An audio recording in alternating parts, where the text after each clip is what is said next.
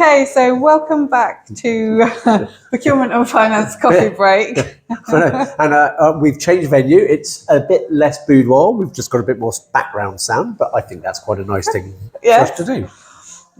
Yes, so today we're going to discuss business cases. This is a topic that's close to Richard's heart. It is. It's close to my heart too, but you've written a recent blog on this. I did. Yes, let's dive in. So, Richard, what is a business case? Okay, I'm not going to go for posh terminology here. A business case is simply your letter to the business to say why you think it's a good thing they spend some money on something that you want. And, essentially a business case is something that stacks up to the people that have got a budget to say, actually, we think if we chuck some money at you and some resources, you can go and implement something that we can see is going to deliver benefit, value to the business. I'll talk more about that in a minute. But that's essentially all it is. Yeah. And it comes in lots of different shapes and sizes and different kinds of formalities. In some cases, a business case might just be an email. In other cases, it might be a huge, great presentation, PowerPoint, and several board meetings. But essentially, you're just asking for what you need to go and try something new. So one of my observations, again with ERP implementations, because I have a lot of experience in that area, is that often there can be a business case, but often what that was is not communicated to the entire project team. Right.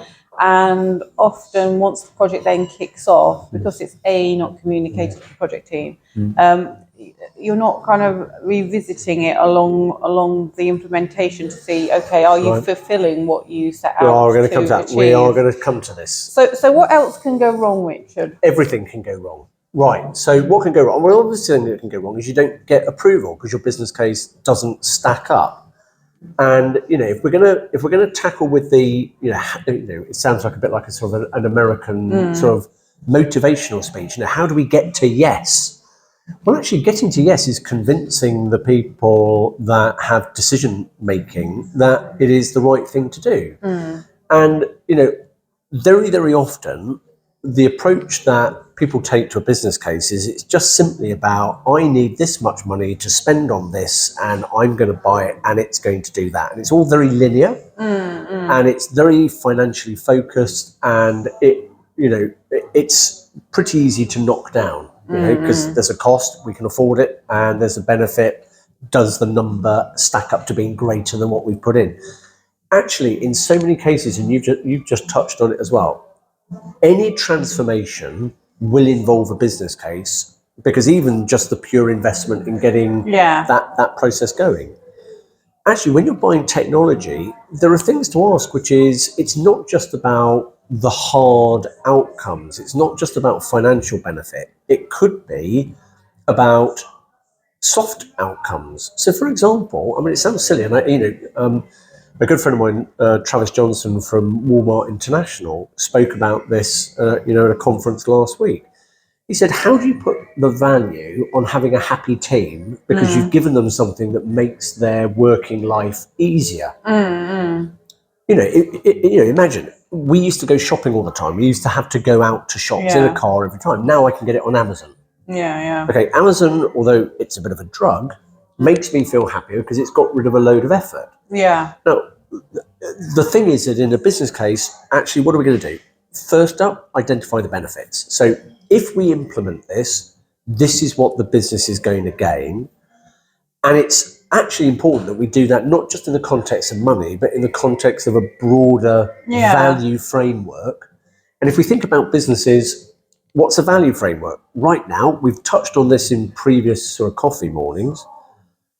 We've got ESG outcomes, we've got societal outcomes, we've got financial outcomes, we've got efficiency outcomes. All of those are things where someone in the business has their eye on it because it's a business value.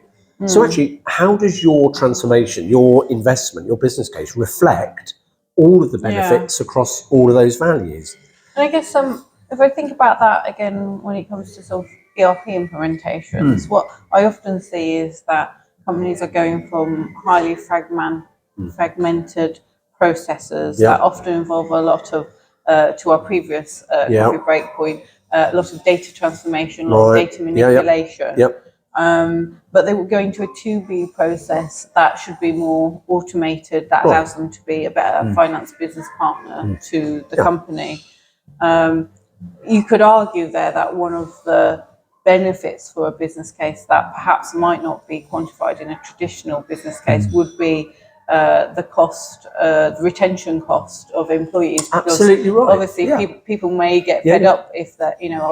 I was working one engagement and some of their teams were working up to 60% on data manipulation. That's a really high percentage of someone's time, isn't it? It is, and that's because someone didn't do what we said in the last coffee break, which is spend 80% of your transformation getting the data right. So it's a nightmare. Now look, just to build on this point, actually, what a great place to start is go and dig out your company's last annual report and look at the targets that the business has set. Every company does it. They commit to financial targets. They commit to employee satisfaction. They commit to customer satisfaction.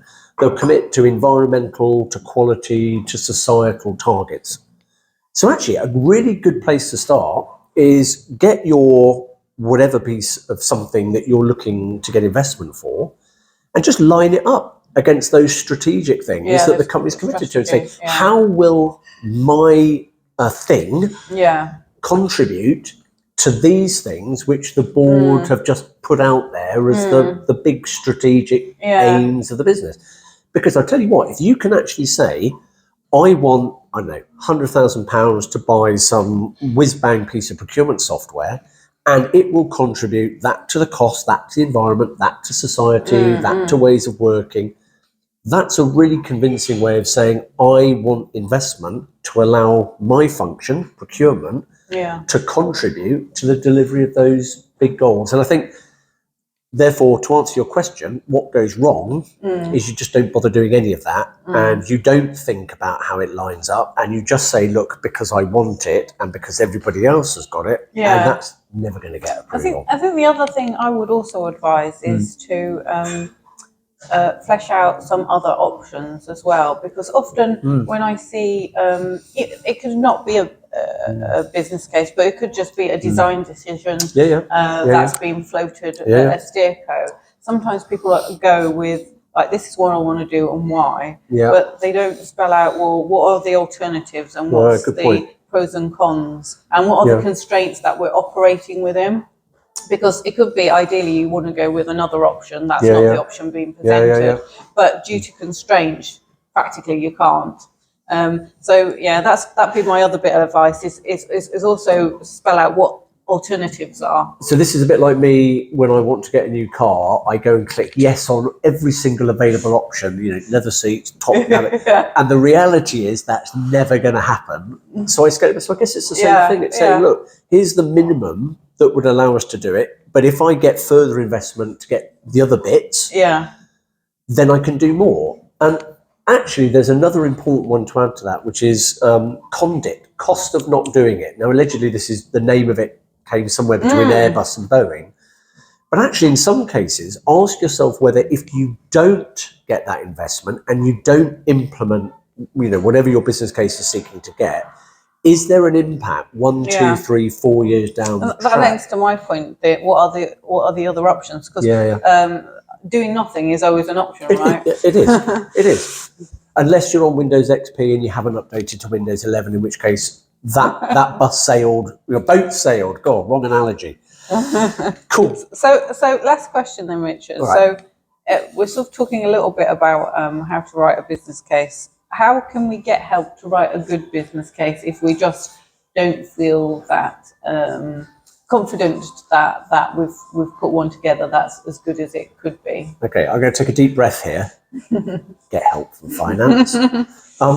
Seriously, if nothing else, in all the other things we're talking about, numbers are truth, and you're going to look at all the other things that come, but ultimately the financial angle is going to be a really key deciding. And if you produce figures that anyone in the finance community turn around and say, I don't recognise them, you're dead. Yeah. So actually, start with your finance business partner, go and talk and say, look, this is what I'm trying to do.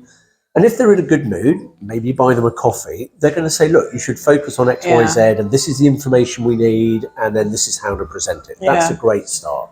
And by doing that sort of soft socialization of your business case before it actually gets formally presented, then at least you've found out what the counter arguments are, you've thought of ways how to address them, and hopefully you'll have got most of the key people who are decision makers at a design authority or a steerco to already agree with what you're presenting. Exactly. And I think that's frankly, that's the first of three things. So first, talk to finance, but then also talk to other stakeholders in the business, because they will also have an interest.